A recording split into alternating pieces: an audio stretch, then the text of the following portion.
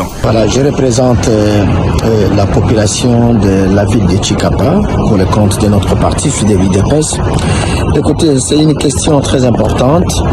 Le chef de l'État avait déjà donné des orientations. Et nous, en tant que députés nationaux, nous allons répondre à la question qui nous est toujours posée par la population. Que demande le peuple?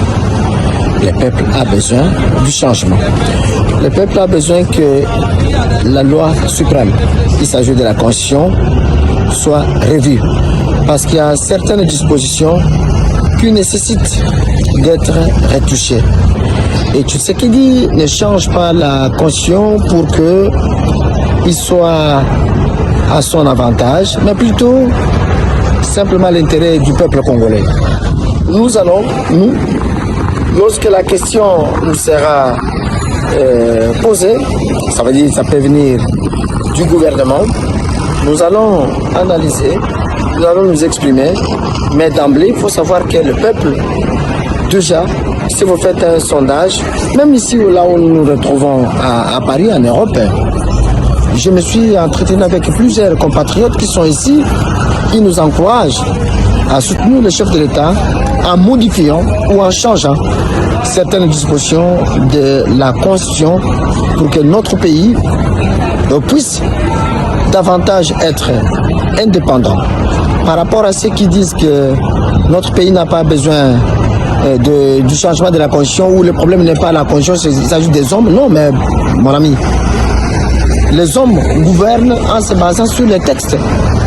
Et le texte principal ou fondamental, c'est la Constitution.